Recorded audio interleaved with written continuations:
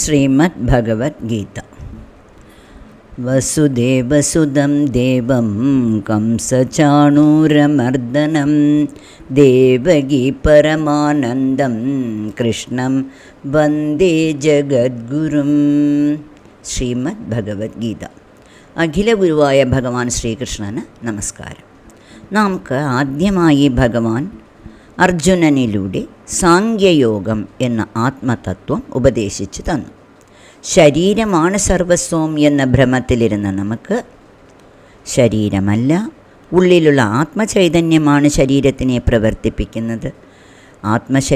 ചൈതന്യത്തോടു കൂടിയാൽ മാത്രമേ ശരീരം പ്രവർത്തിക്കുകയുള്ളൂ എന്നുള്ള ജ്ഞാനം പകർന്നു തന്ന് ഭഗവാൻ നമ്മുടെ അഹങ്കാരത്തിനെ ശമിപ്പിച്ചു.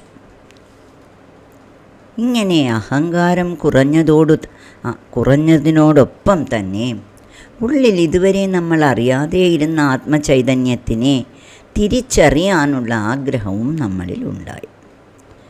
ഈ മനോഭാവം അല്ലെങ്കിൽ ഈ ആഗ്രഹം നമുക്കുണ്ടാക്കുന്നതിന് വേണ്ടിയാണ് ഭഗവാൻ ആദ്യമായി സാംഖ്യയോഗം പറഞ്ഞു തന്നത്. ഒരു ശിഷ്യൻ അറിവ് തേടി ഗുരുവിൻ്റെ അടുത്ത് വരുമ്പോൾ വിനയത്തോടെയും ജ്ഞാനം സമ്പാദിക്കാനുള്ള ആഗ്രഹത്തോടെയും, അതായത് ജിജ്ഞാസയോടെയും ഗുരുവിനെ സമീപിക്കണം. അർജുനനും ഇത് തന്നെയാണ് യുദ്ധക്കളത്തിൽ വെച്ച് ചെയ്തത്.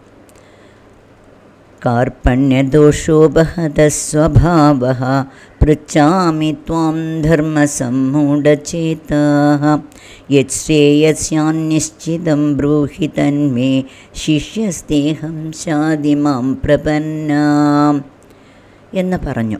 അതായത് സ്വജനങ്ങളോടുള്ള കൃപ കൊണ്ട് തളർന്ന ഞാൻ ധർമ്മം എന്താണെന്നറിയുന്നില്ല, എനിക്ക് ശ്രേയസ്കരമായതോ ഉപദേശിച്ച് തരണേ കൃഷ്ണ എന്നാണ് പറഞ്ഞത്. ഈ ശിഷ്യഭാവം നമുക്കും ഉണ്ടാകണം.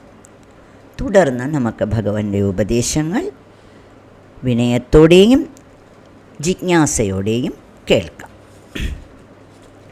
ആനന്ദസ്വരൂപനായ ഈശ്വരൻ ഉള്ളിൽ ജീവാത്മാവായി ഇരിക്കുന്നു എന്നറിഞ്ഞ നമുക്ക് ജീവാത്മാവിനെ അറിയാനും അടുക്കാനുമുള്ള മാർഗങ്ങളാണ് ഭഗവാൻ കർമ്മയോഗത്തിലൂടെ പറഞ്ഞു തരുന്നത്.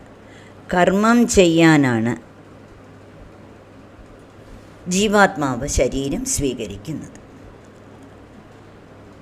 ലൗകിക വിഷയങ്ങളിൽ പ്രവർത്തിച്ചുകൊണ്ടിരിക്കുന്ന, കർമ്മം ചെയ്തുകൊണ്ടിരിക്കുന്ന ഇന്ദ്രിയ മനോബുദ്ധികളെ പതുക്കെ നമുക്ക് അകത്ത് ഹൃദയത്തിലിരിക്കുന്ന ജീവാത്മാവിലോട്ട് തിരിക്കണം.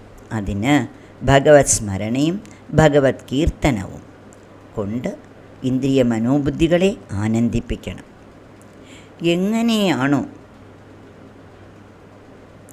വിദേശത്ത് പഠിക്കാൻ പോകുന്ന വിദ്യാർത്ഥികൾ ഇവിടെ ഇരുന്നു കൊണ്ട് തന്നെ, ഇന്ത്യയിലിരുന്നു കൊണ്ട് തന്നെ പോകുന്ന സ്ഥലത്തുള്ള കാലാവസ്ഥയും അവിടുത്തെ വസ്ത്രധാരണ രീതികളും ആഹാര രീതികളും ഒക്കെ മനസ്സിലാക്കി മാനസികമായി അതിന് തയ്യാറാകുന്നത് പോലെ ഭഗവാനെക്കുറിച്ചുള്ള സ്മരണവും കീർത്തനങ്ങളും നമ്മുടെ ഇന്ദ്രിയ മനോബുദ്ധികളെ ഭഗവാനിലോട്ട് പതുക്കെ തിരിക്കും.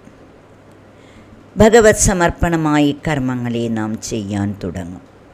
അതായത് ഞാൻ ചെയ്യുന്ന എല്ലാ കർമ്മങ്ങളും ഭഗവാൻ എന്നെ എൻ്റെ ഉള്ളിലിരുന്നു കൊണ്ട്, ഹൃദയത്തിലിരുന്നു കൊണ്ട് ചെയ്യിപ്പിക്കുകയാണ്. ഇതെല്ലാം ഭഗവാനുള്ള പൂജയായി ഞാൻ ചെയ്യുന്നു എന്ന ഭാവം.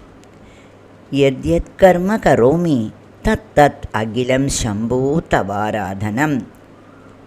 ഇതാണ് ശരിയായ ആത്മസമർപ്പണം, കർമ്മസമർപ്പണം.